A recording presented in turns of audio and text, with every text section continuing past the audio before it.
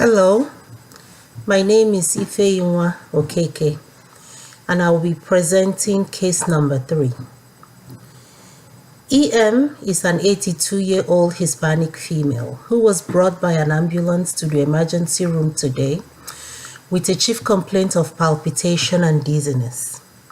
Her daughter claimed that EM has been having unstable balance when she attempted to rise from the table after lunch and felt her heart racing and dizziness. This has been going on for a few weeks, even though the daughter claimed it must have been going on for the past year. They attributed it to her sour stomach and age. Patient also reported feeling chest tightness or burning early in the morning before breakfast, but this chest pain she's currently feeling makes her feel like her heart is racing faster than before. On arrival to the emergency department, patient is still experiencing palpitation and feels lightheaded. Her past medical history is significant for hypertension and dyslipidemia. Her social history is non-contributory. Her drug allergies: she's allergic to clarithromycin, from which she experiences a rash, and her medication list includes rovastatin 20 milligrams by mouth daily, aspirin 81 milligrams by mouth daily, lisinopril 10 milligrams by mouth daily, Tums 1 tablet as needed for upset stomach, multivitamins, gummies by mouth daily, and a self-prescribed St. John's wort, which she claims she takes for depression. Her prioritized problem list: high priority, atrial fibrillation, H. pylori infection; medium priority, hypertension, dyslipidemia; low priority, depression and hyperglycemia. Assessment of patient's disease: atrial fibrillation. Persistent, uncontrolled atrial fibrillation, as evidenced by patient's heart rate of 134 beats per minute at the emergency department, an EKG reading showing irregular rhythm. Patient reports of feeling palpitations, heart racing, and chest pressure for a few weeks. Contributing factors include patient's age and sustained left ventricular hypertrophy, likely due to chronic hypertension and aortic regurgitation as seen on the echo.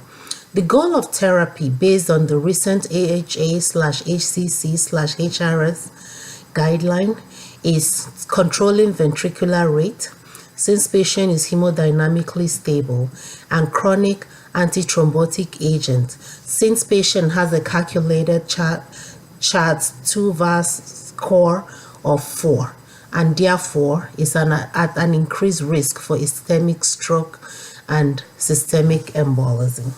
For H. pylori infection, as evidenced by a positive urea breath test, the contributing factors to this infection includes patient age.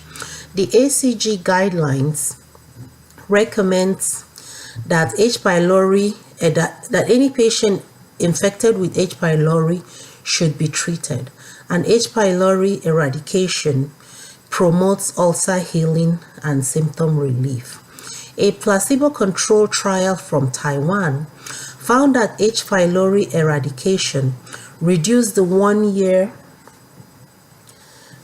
incidence of peptic ulcer in patients with ulcer-like functional dyspepsia, but not in those with dysmotility-like or unclassifiable dyspepsia. This patient, based on her history, has been compliant with her medication and is willing to adhere to recommended therapy. Assessment of patient's current therapy. Patient is currently taking rosuvastatin, aspirin, lisinopril, Tums, multivitamins, and St. John's wort. This therapy, per the AHA/ACC/HRS guideline for the management of AFib and the ACG guideline for the management of H. pylori infection, is inappropriate.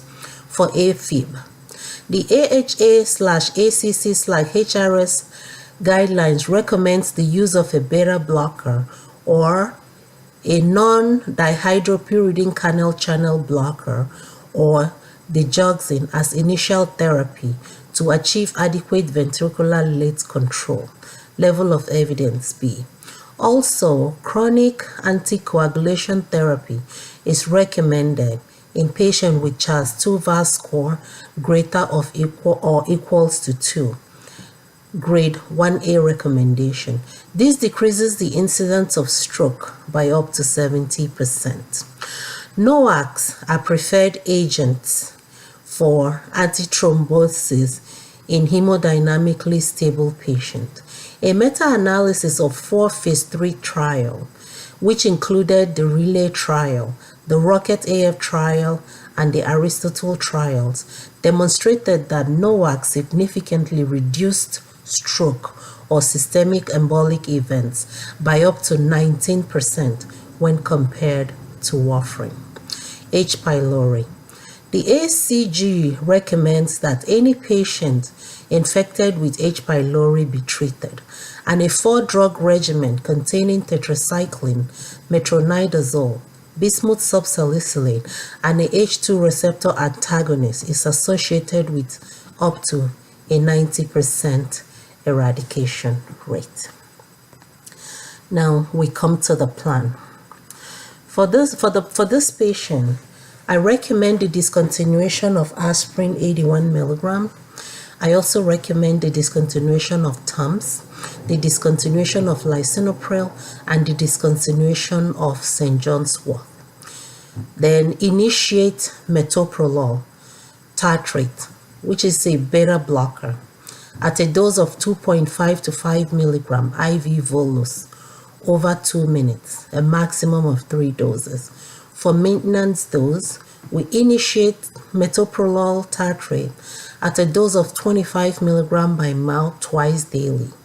And if if there is suboptimal response, this dose can be titrated up to a maximum of 400 milligram daily by AHA/ACC/HRS guideline.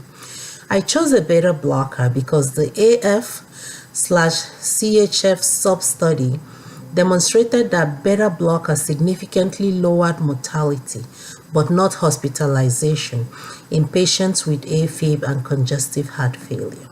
Also, the sub-study of the retrospective cohort study, the AFTER trial, AFTER stands for atrial fibrillation in the emergency room, demonstrated like in matched emergency department patients who are not undergoing a rhythm control strategy, administration of a beta blocker was associated with lower hospital admission compared to a calcium channel blocker, but no difference in emergency department length of stay. For monitoring, if a patient is on metoprolol, we need to monitor for the heart rate, the blood pressure, and the ECG if on IV administration, and if on oral administration, we need to monitor the heart rate, the heart rhythm, and blood pressure. If after administering the beta blocker, the patient still remains symptomatic despite adequate rate control, or if rate control cannot be achieved, then an antiarrhythmic agent like dronabinol, dronedarone 400 milligram by mouth twice daily should be initiated to restore sinus rhythm and prevent reoccurrence of AFib.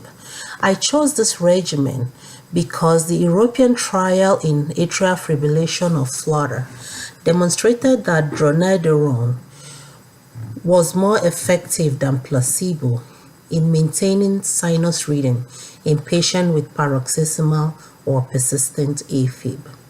Also, for chronic anticoagulation, we need to initiate apixaban 2.5 milligram by mouth twice daily chronically. I chose this regimen because the Avios study was prematurely terminated due to the superiority of apixaban when compared with aspirin for preventing the occurrence of any stroke or systemic embolism, whereas the bleeding risk between the two treatment groups was similar.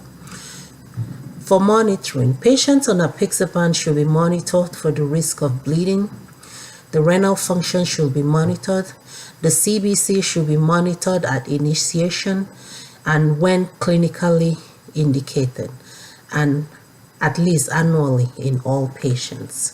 For H. pylori eradication, the following therapy needs to be initiated for 10 to 14 days. Bismuth subsalicylate 525 mg by mouth 4 times daily. Metronidazole 250 mg by mouth 4 times daily. Tetracycline 500 mg by mouth 4 times daily. And ranitidine 150 mg by mouth twice daily by ACG guidelines for patients who are allergic to penicillin and has a 75 to 95% eradication rate. I chose this regimen because this patient is allergic to clarithromycin, and this regimen is associated with up to a 90% eradication rate.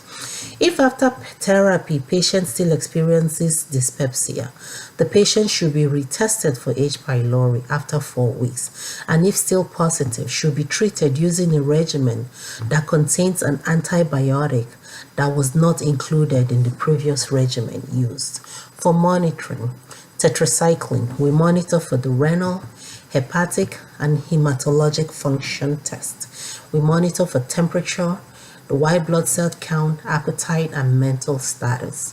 For ranitidine, we monitor the AST, ALT, serum creatinine, occult blood with GI bleeding, signs and symptoms of peptic ulcer disease. For metronidazole, we monitor for the CBC with differential at baseline, during and after prolonged or repeated courses of therapy. We also monitor the AFT, observe patient carefully. If neurologic symptoms occur, we might consider discontinuation of therapy. For non-pharmacological intervention, this includes patient education. We should educate the patient to take the medication exactly as prescribed. The patient should also be instructed to decrease sugary drinks intake, like soda. Instead, patients should be encouraged to drink water. Apixaban should be taken without regards to meal. Patients should be instructed to discontinue St. John's wort because this decreases the serum concentration of apixaban, thereby predisposing the patient to the risk of stroke. Also, patients should be instructed to avoid grapefruit or grapefruit juice. This is because grapefruit juice increases the concentration of apixaban, predisposing the patient to the risk of bleeding. Also, we should instruct the patient to take tetracycline on an empty stomach 1 hour prior to or 2 hours after meal.